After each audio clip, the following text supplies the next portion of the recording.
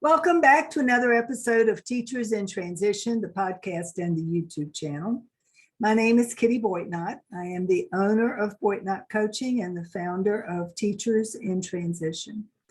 I am a trained and experienced, heart-centered career transition and job search coach who specializes in working with burnout teachers who are ready for a career change but don't know how or where to begin. I'm also a certified stress management coach. So on this podcast and YouTube channel, I talk alternately about career transition topics and stress management topics. This week, the topic of the week is stress and stress management. But I want to take a look at that with a little bit of a twist that would also play over into the realm of career transition. So what I'm going to talk about today is related to both stress and work.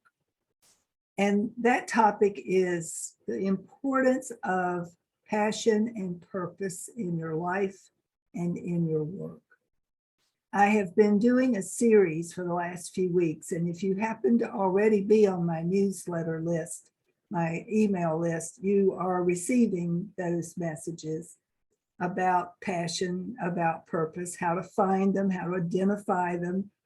And it occurred to me that maybe it would be appropriate to offer a little bit about that topic, passion and purpose, as it relates to both stress management strategies in your life and work transition, or you're managing in your current work. So few people have found their true passion and purpose in life. It feels like for many people, it's a huge mystery. What is my purpose in life? Sometimes it feels like you're looking for it and it's just out of reach. You can't get in touch with it. When you do, everything changes. And I am lucky enough, and I was writing about this for this week's newsletter, I'm lucky enough to have found my true purpose, not once, but twice in my life.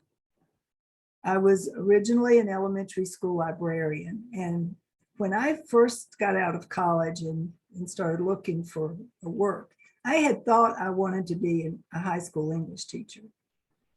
And so taking a job as an elementary librarian felt like a second choice, but it was the job I was offered and I needed a job, so I took it.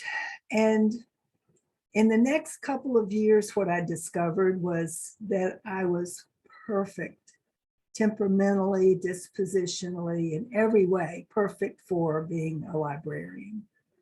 There were days in my early career that I actually would think, yeah, I would do this job for free. I'm lucky they're paying me because I would actually do this job happily for free. That's when you know you have found your purpose and that you are working with a sense of passion. Now, I haven't always felt like I would be willing to do that work for free, but I did always, without exception, feel like I had the best job in the building. I don't know if that's still true for librarians, given everything that's going on out there in the world right now, but I retired before any of that craziness about wanting to ban books here and there, before that came about. So I had the best job in the building. And then when I retired in 2012, I was back to finding, excuse me, I have something in my throat. I was back to finding a new purpose, a sense of purpose and passion all over again at the age of 60. And lucky me, I found it. The way this business has evolved, the work that I do now with clients from all over the country, occasionally from all over the world, it doesn't get any better than when you get an email thanking me for helping someone find the work that they longed to find, to make the transition out of the classroom. I just heard not too long ago from a client that I worked with 3 years ago. And she's still happy, still plugging away. I watch another one on Facebook, and she's happy as a lark. You can see it on her face. She's grinning from ear to ear. They are living their best lives because they took a chance on finding something different. And that's what I want for you. You wouldn't be listening to this podcast or watching this YouTube channel if you weren't looking for something, an answer to a question about what is it that you can do next or how to better manage your stress. Those, I think, are the main two reasons that anybody would be interested in listening or watching these messages.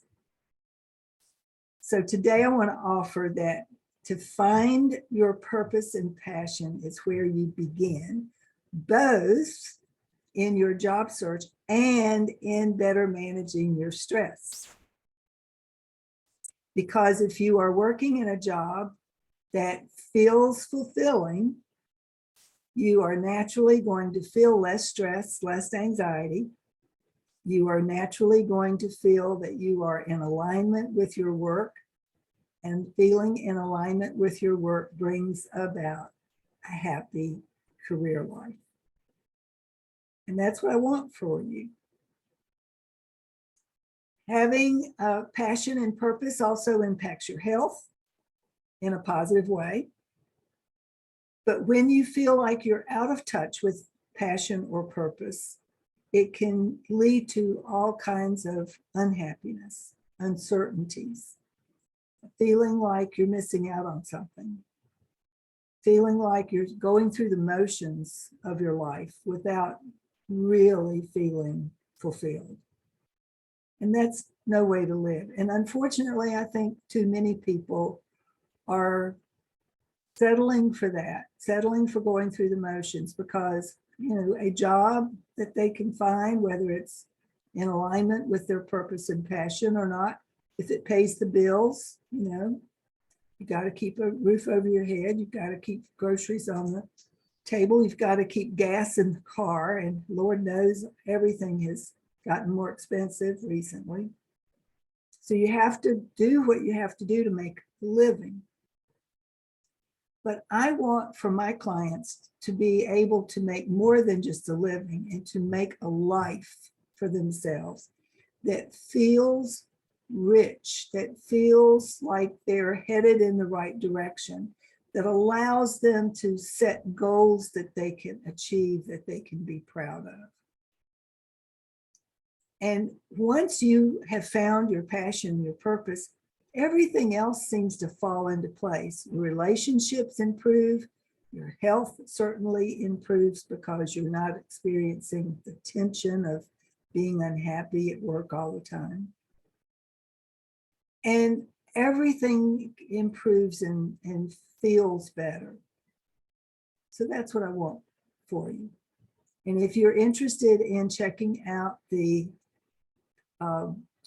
series that I've been doing on passion and purpose, let me know so that I can add you to my email list, and then you'll start receiving the newsletters that I do every Tuesday morning. They go out without fail every Tuesday early in the morning so that you have, or before you go to work on Tuesday or anytime out during the rest of the week, to read a newsletter that's meant to help, to motivate, to inspire, to make you think, to make you ponder, and also to occasionally promote a program or an activity.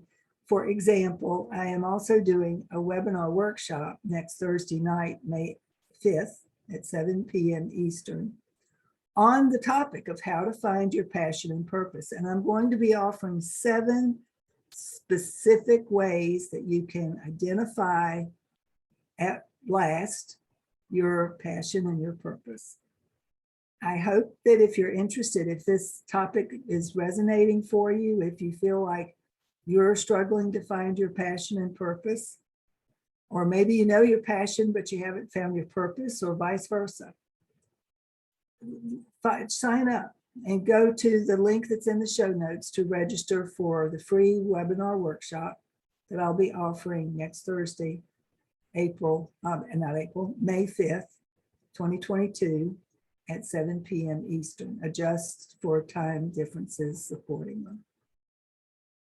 So that's it for this week. I hope that if you haven't found your particular passion and purpose yet, that you will let me help a little bit by offering some ideas around that topic. And if not, have a great week. Stay safe, stay well.